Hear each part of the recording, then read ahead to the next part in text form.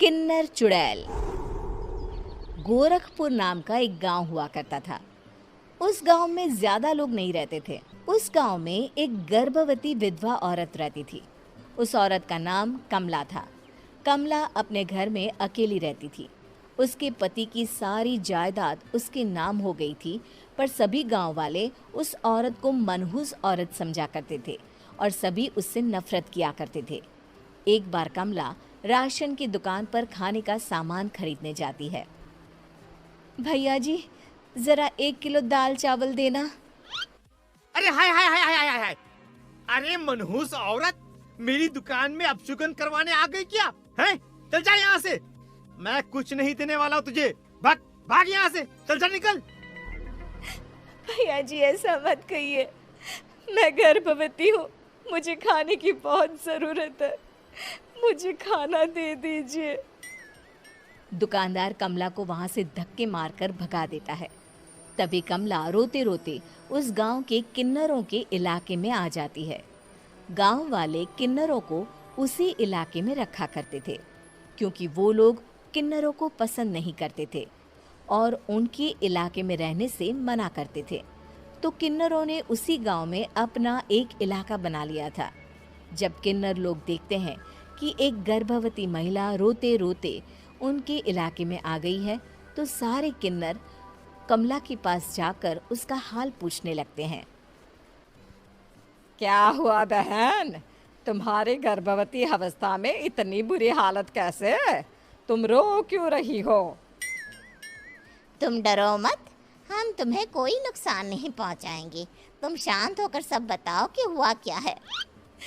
मैं कमला हूँ। मैं गांव के दूसरे इलाके से आई हूँ। 2 महीने पहले ही मेरे पति की मौत हुई है। मुझे गांव के लोग मनहूस मानते हैं, क्योंकि मैं विधवा हूँ और गर्भवती भी। वहाँ के लोग मुझे खाने के लिए कुछ बेचने के लिए भी तैयार नहीं, जिससे मेरा गुजारा नहीं हो रहा था।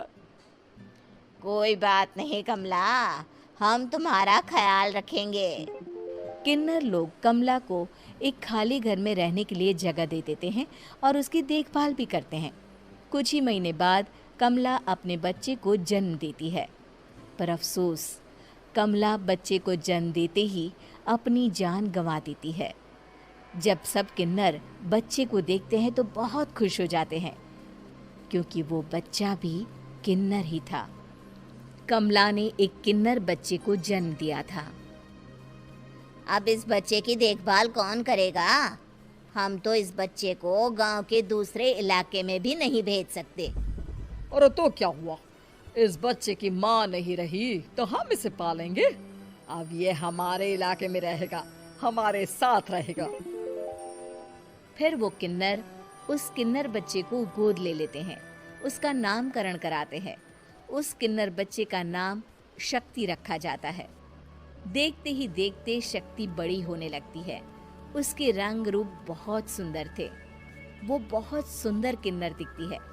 एक दिन शक्ति एक किन्नर से पूछती है, माँ जी सुनिए ना, ये गांव के दूसरे इलाके में भी तो लोग रहते हैं, तो हम वहाँ क्यों नहीं जाते? हम उनसे अलग क्यों रहते हैं?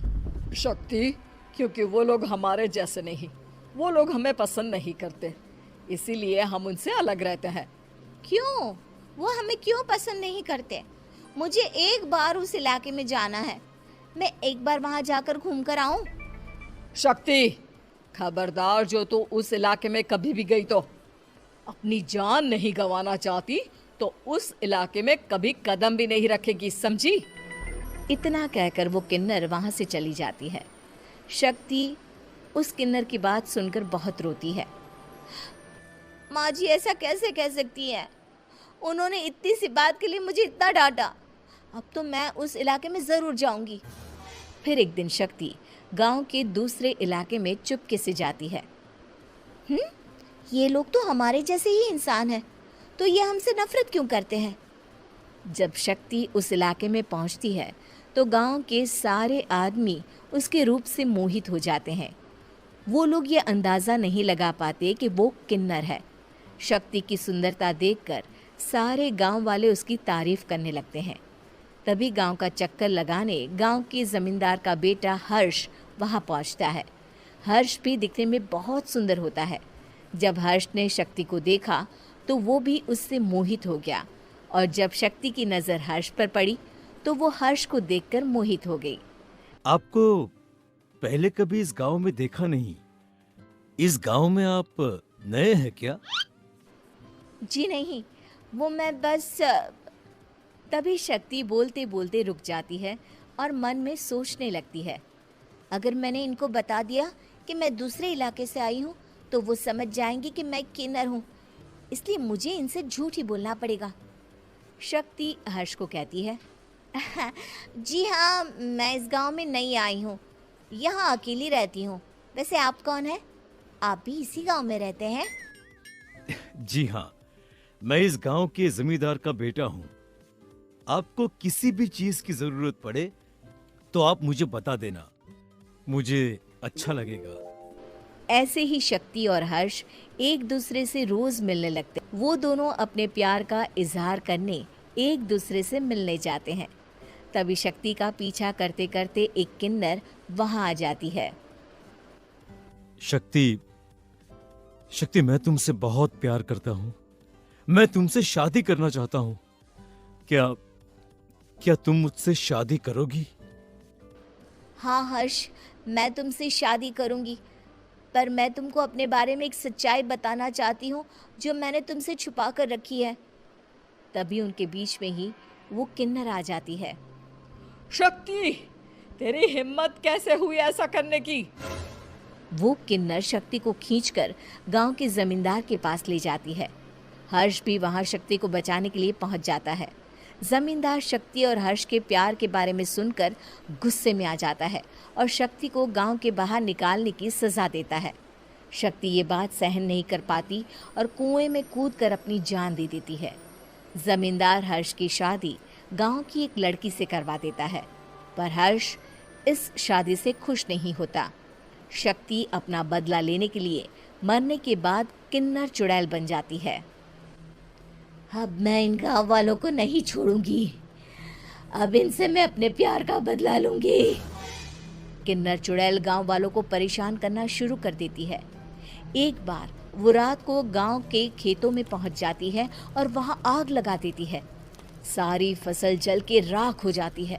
जब एक आदमी रात को उठकर देखता है कि खेत में आग लग गई है तो वो वहां पहुंच जाता है।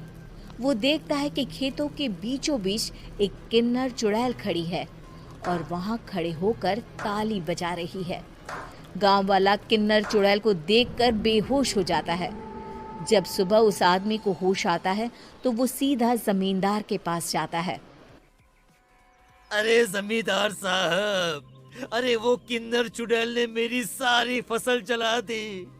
अब मैं क्या करूंगा? क्या होगा मेरा?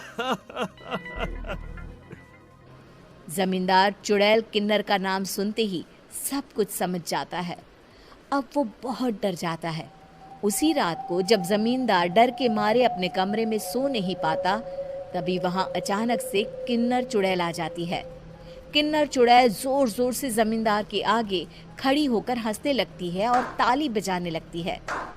जमींदार उस डरावनी किन्नर चुड़ैल को देखकर बहुत डर जाता है। तूने मेरे साथ बहुत बुरा किया, अब मैं तुझे जान से मार दूंगी। नहीं नहीं नहीं नहीं नहीं, मुझे माफ कर दो, मुझे मत मारो। मैं कभी ऐसा दोबारा नहीं करूंगा। अब तुम जो बोलोगी वही मैं करूंगा। ठीक है, मैं चाहती हूँ कि किन्नर इलाका गांव के इलाके से जुड़े और गांव का कोई भी आदमी किन्नर समाज से द्वेष ना करे, उससे नफरत ना करे, नहीं तो मैं सारे गांव को मार दूंगी। और तुम गांव में एक नया कानून बनाओ कि अगर किसी ने भी किन्नर समाज को हानि पहुंचाने की कोशिश भी करी या इनसे भेदभाव करने की भी कोशिश करी तो उनको कड़ी से कड़ी सजा मिलेगी। हाँ हाँ हाँ हाँ, मैं ऐसा ही करूंगा। तुम जो बोलोगी वो मैं करूंगा, पर मुझे जाने दो प्लीज। तब वो किन्नर चुड़ैल वहां से चली जाती है। गांव का जमींदार किन्नर चुड़ैल का कहा मानते हुए दोनों इलाकों को एक कर देता है और नया कानून भी लागू कर देता है। तब से वहां किन्नर समाज और बाकी गांव वाले शांति